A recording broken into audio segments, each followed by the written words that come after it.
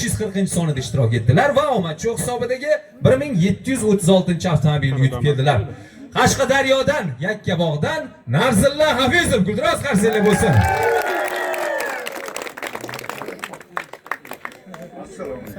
Assalomu alaykum. Assalomu alaykum. Assalomu alaykum. Assalomu alaykum omadcho'q muxlislari. Jesko Yelsi mahsulotlarini oling, iste'mol qiling. Jo'nating, yutuqqa ega bo'ling. Ana, qisqa bo'ldi. Men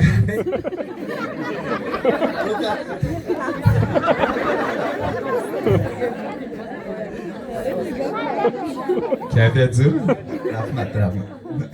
Qachondan beri? Shu telefon qilgandan beri.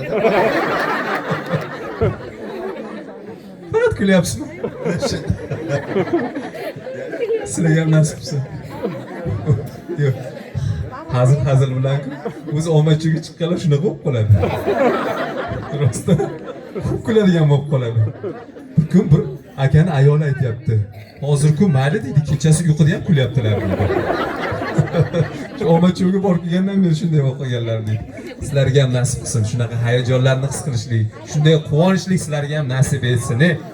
Otam 6 yildan beri muxlisman dedingiz-a? Ha. 6 yil bo'ldi.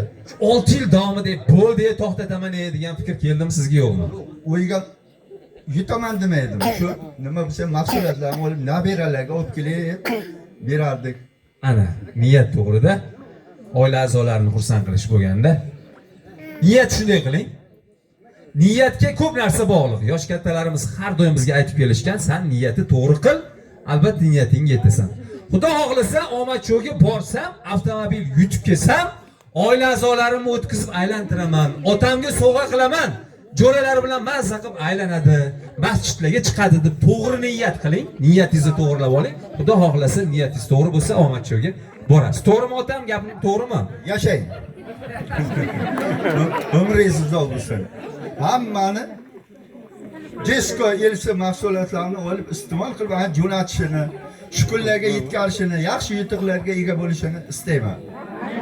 Rahmat. Niyatlaringiz yaxshi, ko'z tegmasin. Endi buning uchun nima qilish kerakligini ham ayting-da. Jesko Yelsi mahsulotlarini olib yeb ichib jo'natinglar. 54 raqami.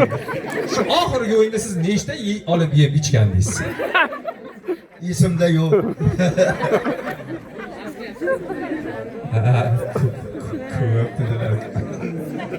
Nechta taxminan? Oxirgi 3 kunlikda 50 dan oshiq to'g'ri kelgan. Juma, shanba, bozor kunlari. 50 dan oshiq SMS qaysi mahsulotlar edi? Nimalar yegandingiz? Jesko Yelsi mahsulotlari. Endi mahsuloti turi ko'p-da, ota. Soklaridan, kofedan iste'mol qilganmiz. Oxirgi kunlarda konfetlari har qanday pishirib, shularni nabiralarga uberganmiz-da. Nabiralar ham xursand? Mana o'zingiz ham xursandsiz. O'zim ham ichaman. Sizga qaysi mahsulot yoqadi? Hammasi ham yaxshi. Ro'zg'orga lapshalar bo'lsa, ana ro'zg'orda allab yotadi. Kelin ovqat qilmagan paytda yaxshi ketadi. Issiqqina suvni qo'yib mazza qilib, xudo xohlasa. Mahsulotlarning turi ko'p. Nima kerak bo'lyapti? O'shani oling. Ko'pchilik so'raydi mendan ham, hozir bejiz so'ramayapman, nechta SMS yubordingiz, qaysi mahsulotdan oldingiz deb. Ko'pchilikda shunday fikrlar borda, qaysidir mahsulotga bog'liqlik joyi bormi? Nechta SMS yuborish kerak ekan, omadcho'ga chiqish uchun deb yurganlar borda, farqi yo'q. Qaysi mahsulotdan olsangiz ham, ustida kodi bormi? Jo'natsangiz, siz yuborgan kod qabul qilindi deyaptimi? Demak, sizni yuborgan kodingiz umumiy bazaga borib tushdi degani. Bir dona yuborasizmi, 10 ta yuborasizmi, 100 ta yuborasizmi, imkoniyatingizga qarab yuboring. Kerak mahsulotni olib mazza qilib iste'mol qiling, bo'ldi. Bitta SMS yuborib ham omadcho'ga chiqish mumkin. Endi bu yog'i Xudodan. Omadingiz kelsa, albatta siz bilan ham omadcho'da ko'rishamiz. Bir haqiqat bor. Omadcho'ga qaysidir qishloqdan, qaysidir hududdan ishtirokchi boradigan bo'lsa, o'sha yerga ketma-ket avtomobil topshirganmiz. Meni tajribamda juda ham ko'p kuzatilgan. Mana sizlarning qishlog'inglarga ham boshlab berdik. Boboshodni qishlog'iga mana birinchisini topshirdik. Xudo xohlasa 1000-chisini, 10 000-chisini ham topshirishlik nasib etsin. Sog' bo'linglar. Ana endi avtomobil kalitini topshirsak. Otam tayyormisiz? Kalt qani?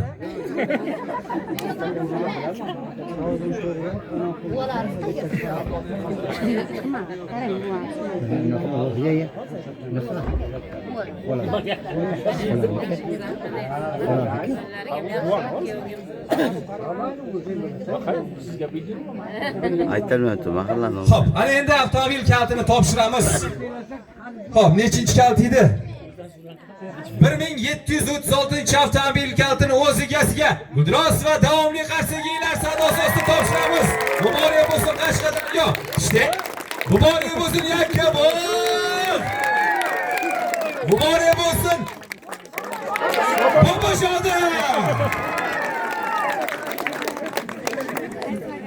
Joningiz sog' bo'lsin. Tabriklaymiz. Faqat yaxshilik kunlarga minishlik nasib etsin. Niyatlaringiz, tilaklaringiz bormi? Niyatim hammaga shu yaxshi yutuqlar nasib etsin. Hamma ro'zg'orga. Ishonchli ekanmi, haqiqat ekanmi? Bu haqiqat ekan. Mana o'zim borib, har qanday hech qanaqa anoqli g'irromlik yo'q bu o'yinda. O'ynanglar, yutinglar. Sog' bo'linglar, rahmat. Sizlar bilan ko'rishganimizdan juda ham xursandmiz. Mana birinchisini boshlab oldik. Endi bu yog'iga iltimos cho'zib yurmanglar, tezlashtiringlar.